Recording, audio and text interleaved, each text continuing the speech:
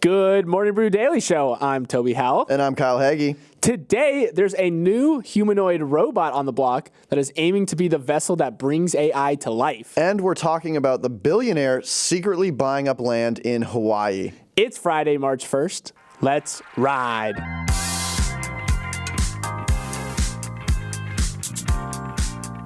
Kyle, wonderful of you to join us as Neil takes a much-deserved day off. It's been a minute since you've been under the bright lights. I thought you guys forgot about me. We absolutely did not. You're looking stellar as always, but we've definitely picked up some new listeners since your last podcast appearance. So can you take a minute to kind of reintroduce yourself to the world and talk about what you do outside of guest hosting this podcast? I mean, I'm focused on the podcast. I'm wearing the Morning Brew Daily sweatshirt. This is all I think about. When I have other time, I have to reintroduce myself to the entire listeners. I'm an only child.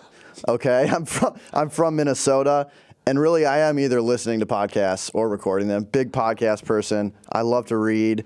And I like to explore New York City. I feel like I'm doing like Hinge prompts or something. You're doing put me great. on the spot. And I actually learned a lot about you right there. I didn't know you're an only child, but no, it makes sense. It explains a lot. Well, thank you for joining us. And yeah, Neil will be back on Monday.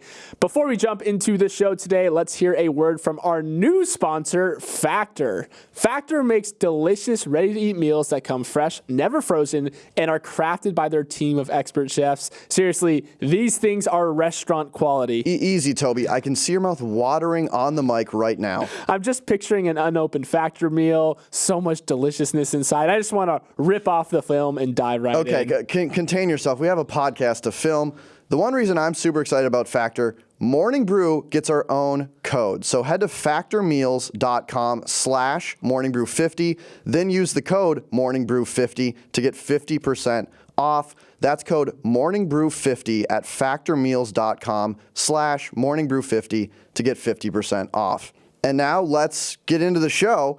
And for our first story, Toby, we're going straight to the top. We're talking Oprah Winfrey. Now, Oprah has announced that she's going to be leaving the WeightWatchers board after serving on it since 2015. And not only was she serving on the board, she was the company's largest shareholder with a stake of around 10% in the company.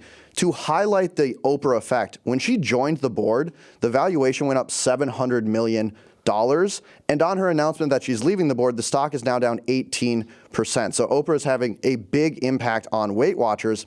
But the intrigue here is that WeightWatchers said Winfrey's decision is meant partly to, quote, eliminate any perceived conflict of interest around her taking weight loss medications. It sounds like Oprah is on Ozempic or some sort of similar drug, and they think that there might be a conflict of interest around this. Super interesting story. What's your take? Yeah. Late last year, Oprah revealed in this interview that she was using these weight loss medications. Yeah. She told People magazine that she had to overcome her own shame about it. She uses it to help her weight not yo-yo back and forth. But everyone, when she said that, was kind of like, wait a second, Oprah, you've been the face of Weight Watchers for such a long time. Ozempic and Wegovy and these other weight loss medications are in direct competition with kind of Weight Watchers' general premise. Yeah. So it was an interesting thing, and that was kind of the writing on the wall to that relationship eventually breaking down. Oprah insists there's no drama here, but again, it is definitely a new era of Weight Watchers, predicated by Oprah leaving and also competing against these new class of drugs. It's really interesting. I mean, Weight Watchers has an incredible brand. They've been around for 60 plus years. I actually think they messed up here because GLP-1 drugs, Ozempic, they're coming. And it doesn't mean that you don't need to be conscientious about your lifestyle. In fact, a lot of doctors are saying, like, yeah, these drugs are really powerful, but you still need to worry about the lifestyle aspects. And I think Weight Watchers could have been this brand that's like, yeah, take Ozempic, but you also need us to, work with your diet, work with your lifestyle, and Oprah could have been the face of that. I feel like they fumbled here. They haven't fumbled yet, though, because I think you're dead on. The real question is, can Weight Watchers and Ozempic coexist? And you're totally right. Technically, they are supposed to, because a lot of clinicians are saying, hey, listen, you can't just hop on these drugs and then expect the weight to stay off forever. Right. You do need to also augment them with lifestyle changes, and Weight Watchers has been doing that for a long time. If we do dig into the financial tale, though, you are right. They are maybe fumbling a little bit. Weight Watchers revenue dropped nearly 15% in 2023 compared to the year prior. In 2021, if we go back to 2021, WeightWatchers share price was just around $40 per share. Yesterday, the stock plummeted to around $3 a share. So, and then its market cap is currently dwarfed by its outstanding debt, which is more than 5 times its valuation. So there's definitely some stuff that WeightWatchers has to work through. Losing Oprah, not a great start to the Ozempic GLP-1 era, but let's see if they can and they recently had purchased this telehealth company Sequence as well, which is very interesting because basically this company allows you to speed up the process to get these drugs. So it seems like they're like on one side, like these drugs are powerful. On the other side being like, Oprah, get lost. You never tell Oprah to get lost. I hope they didn't tell Oprah to get lost. I think it was just an amicable parting of us because you do not tell Oprah to get lost. Let's move on. You know how they say to future-proof your resume by always learning new skills and staying up to date with current trends in the workplace? Well, future-proofing just got a little bit harder because a startup called Figure AI just raised $675 million at a $2.6 billion valuation to further develop an AI-powered general-purpose humanoid robot. The cap table reads like a who's who of AI these days. Microsoft, NVIDIA, Intel, Cathie Wood's ARK Invest, and even Jeff Bezos participated in the funding round. Figure is aiming super high here. The goal of the company, which is just 21 months old, is to eliminate the need for unsafe and undesirable jobs, which is admirable, but anytime robots, AI, and eliminate jobs appear in the same sentence, it gets people a little antsy. Kyle, as someone who has talked to people quite often about their careers, what was your initial impression seeing Figure's vision for disrupting the labor market? I do first have to say robots, job loss, AI, like the SEO on this thing is going crazy. I mean, it's interesting. This company is fascinating to me. They had this video where they kind of revealed the technological prowess of their robot, and it was a robot making a Keurig. So we're still really, really far away from this having, I think, real impact on the workforce. But the technology is still pretty remarkable. I mean, one, it'll make you a Keurig. It won't ask you how your weekend was. So it's already better than most of your coworkers. That's great. But now with, ChatGPT, like they figured out the cognition part. Combining the cognition part with like the mechanical elements of these robots is going to be really powerful. And the effects, if they can commercialize this product, are going to be profound. I mean, you could have these in every Amazon warehouse, for example. It would replace a lot of monotonous jobs. And obviously there's going to be some real world implications, but I think that's decades away. I am going to ignore the comment because I am one of your coworkers. You don't want to talk to me in the morning? What the heck? Just you, Toby. But you're so right on the cognition part. You mentioned ChatGPT.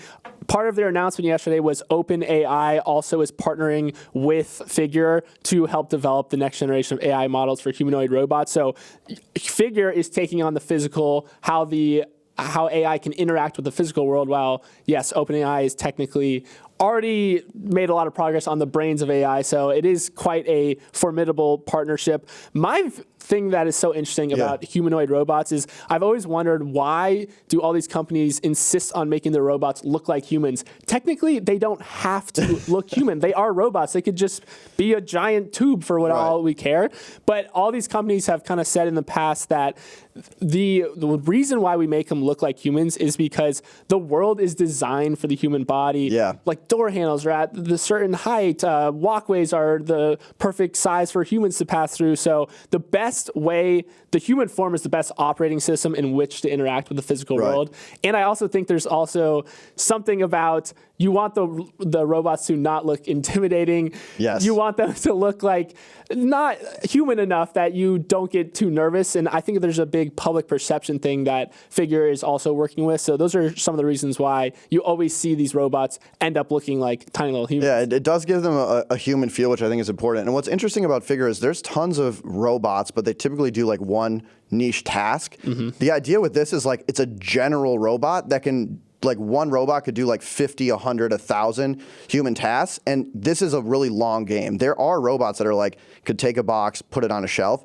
There's not a robot that could take a box, put it on a shelf, do a backflip, make you a Keurig. Host a podcast. And host a podcast. Our jobs are safe for now. Yeah. And the founder of this company is a really successful entrepreneur. He's taken 2 other companies, one company public, got another company acquired for $100 million. He's really good at raising money. He's really good at setting a vision. I think this is an interesting company to watch. All right, let's move on to our next story. Toby, we are talking about a match made in heaven. It's not peanut butter and jelly. It's not Toby and Neil. It's not you and ordering McDonald's at 3 a.m. after a night out. It's billionaires in Hawaii. That's right. Business leaders with net worths equivalent to the GDP of several countries are purchasing massive parcels of land in the island state. Jeff Bezos owns a sprawling beach mansion in Maui. Mark Zuckerberg of Morning Brew Daily fame is cattle ranching in Kauai. And Larry Ellison, the Oracle co-founder, owns 98% of Lanai. And since the pandemic, Mark Benioff, founder of Salesforce, has been on a Hawaiian shopping spree as well, purchasing 22 parcels of land in just 3 years. That's right, Mark Benioff, the guy telling his employees they should stop WFH or working from home, has been WFHing himself, aka working from Hawaii. And this small town he's been purchasing land in, Waimai, is this really tight-knit community. They have a large native Hawaiian population, and the people here say they don't want to lose that culture. And that's kind of the fear that a lot of Hawaiians have, that this quote-unquote mainland money is coming in, purchasing parcels, and maybe disrupting their way of life. What's your take on all this? Yeah, so an NPR reporter sat down with Mark Benioff and kind of dug into exactly what the heck is going on. When they were first talking to locals around the island, no one really knew what Mark Benioff was up to. Some thought he was building a Salesforce training center, was moving a bunch of engineers to Hawaii, and basically having a big old, I don't know what you call it, retreat on the island. Yep. Others say that he's been helping the community. Others also just shook their head and said, listen, we have no idea what's going on, but we're not liking that it's probably going to drive up housing prices. But digging into it, Mark Benioff has had this very long history with Hawaii. That's right. The founding story of Salesforce involves him swimming with dolphins off the coast of the Big Island in the 1990s, and having this is true, having a vision of selling software as a subscription service over the internet. So the very fabric of Salesforce is tied to the island, and it does appear that a lot of his purchases do have some sort of philanthropic tie. He wants to invest in this community that has given a lot to him. So, but it is interesting to see Hawaii as kind of the flame that attracts the billionaire moths. Yes, Toby, I literally wrote down that SaaS dream, and I'm like, man, if you're swimming with dolphins and you come out thinking about subscription software, like something's up. Wrong. Something's up. You know what's interesting about the Benioff story is it has been very mysterious, and locals are just basically saying when there's not clarity or disclosure about what's going on, people have these fears. The rumor mill kind of starts churning. This article was really, really good. I recommend everyone read it. But the headline was, Mark Benioff is buying up a ton of land in Hawaii. No one knows why. I feel like that's saying billionaires are buying yachts and hanging with supermodels and no one knows why. NPR, I know why. It's Hawaii. Yeah. We all get why he's doing this. But yes, he has had a long history with Hawaii. This will be interesting to see how this all shakes out. And, I guess he's swimming with dolphins. Yeah, the final note here is that the big fear is that home prices are just going to start rising out of control. Across the state of Hawaii, median home prices have risen by at least 22% from pre-pandemic times. In Waimea, where we're talking about, yep, it is crazy. Median home prices have topped $1 million in January, up 87% from prices before the pandemic. So those fear of rising home prices are definitely valid. All right, before we jump into our next story, we're going to take a quick break. My favorite time of the week is here, and that's Stock of the Week, Dog of the Week time, where we bring you one stock that matches your energy in any situation, and one that's just kind of a buzzkill. As always, Kyle and I are just humble podcasters, so please do not take any of this as financial advice. Kyle, I can't believe this, but you beat me in the cool sweatshirt wearing contest this morning. So you're up first. What is our Stock of the Week? That's right. You can't go wrong with the MBD sweatshirt. My Stock of the Week is the Jacksonville Jaguars. Now, unfortunately, this doesn't mean you can buy the team unless you are a billionaire going through a midlife crisis. But what this does mean is that the second annual NFL Players Association team report cards just dropped, and the biggest increase came from the Jacksonville Jaguars, who went from 28th to 5th this year. Now, the bad news for the Jaguars, this doesn't mean the Jaguars are the 5th best team in the league, but rather they're essentially the 5th best team that people want to play for when it comes to lifestyle, training facilities for players. And the reason for this big jump is they got rid of rats. They had a rat infestation for 3 to 4 weeks in their locker room, and they literally got a new facility, no more rats, and then their ranking went up. So if you're looking to boost your ranking, get rid of the rats. The other interesting thing from this association report was the back-to-back Super Bowl champions, the Kansas City Chiefs, ranked 31st out of 32 in this survey. So maybe good facilities are overrated. It appears the data proves that. This report is always so interesting. It's an annual report. This year, 1,706 players, nearly 76% of every player in the league was surveyed. You basically get the tea on everything that's going on in the NFL. And I do think the rat thing is hilarious. With the Jaguars, everyone's like, listen, all you had to do is get rid of a rat infestation, and we are happy. I do think the Kansas City Chiefs are incredibly interesting. Right. Their big knocks were their owner, Clark Hunt, ranked 32nd among all owners as the least likely to invest in his facilities. But Andy Reid did rank as the top head coach around the league. So if you have the choice between bad owner and bad coach, you definitely take the bad owner. And like, if it ain't broke, don't fix it. Like, this guy's like, we don't need new facilities. You keep winning. Right. Maybe they should lose a little. Some of the other weird stuff that came out of the survey, former Raiders head coach Josh McDaniels was ranked as the worst head coach. So Raiders fans, I know how you feel about that. The Tampa Bay Buccaneers weirdly has been charging players around $1,700 to opt out of having a roommate on road trips, which again, like, this is the NFL we're talking about. Why are you charging your own players to get out of having roommates? And then also the Bengals, who last year didn't provide 3 meals a day at all for any of their players. This year, they're turning over a new leaf and providing 3 meals a day to their players, but only on Wednesdays for some reason. So super interesting. It's so funny how different you expect the NFL to operate as this high star-studded league where everyone's getting pampered all the time. Not the case. Yeah, so they're charging players. And Toby, if we were on a road trip, I would room with you. And I wouldn't pay $1,700 to not room with you. Don't tell Neil that, but I appreciate that. Let's move on to our dog of the week, which is the cloud software company Snowflake. There was an interesting scenario on Wednesday where you got a chance to see exactly how much the public markets value a company's CEO. Snowflake announced that its chief exec, Frank Slootman, who had been leading the company since 2019, was retiring, and shares immediately plunged 24% in after-hours trading, erasing around $17 billion in market cap in a matter of minutes. Now, I should add that Frank Slootman is kind of the Lionel Messi of enterprise software. He previously took Data Domain and ServiceNow public, as well as Snowflake back in 2020. Slootman is maybe one of only a handful of public market CEOs where a stock would immediately tank on news of their retirement, but it was interesting to see it play out in real time like that. And incredible Succession vibes where it's like, this is dad. Right. Like, you literally saw the market value drop $17 billion just because this guy's leaving. Now, the person who's filling in or coming into the CEO role is their senior VP of AI. Obviously, AI is a hot topic, so there's still some hope. Like, the earnings were actually beat expectations. That also demonstrates how important Slootman was, or is perceived to be, because they did better than expected, and the stock dropped $17 billion. Right. There was a little bit of contamination, though, because their forecast, they issued a little bit of a weaker forecast for the upcoming quarter. But you're right. They did technically beat on a lot of earnings. So we did see that it was mostly purely just Slootman's retirement. Yes. It got me thinking, what other CEO do you think could have this impact? If they step down, which company do you think would suffer a 24% drop like this? Oh, that's a good question.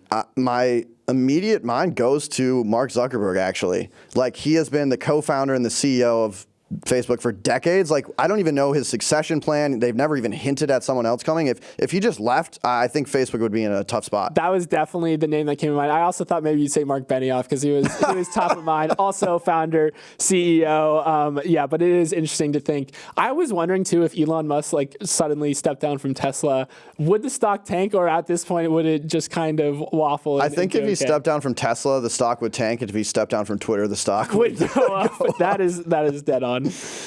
All right, let's move on to a really interesting story here about financial health and friends.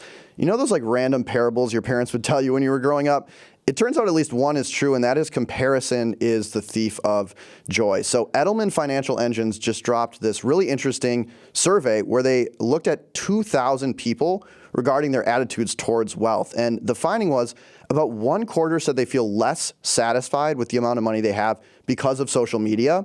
And 1/3 has said they spent more than they could afford, basically to keep up with the Joneses after seeing Instagram and other apps of people's lifestyles.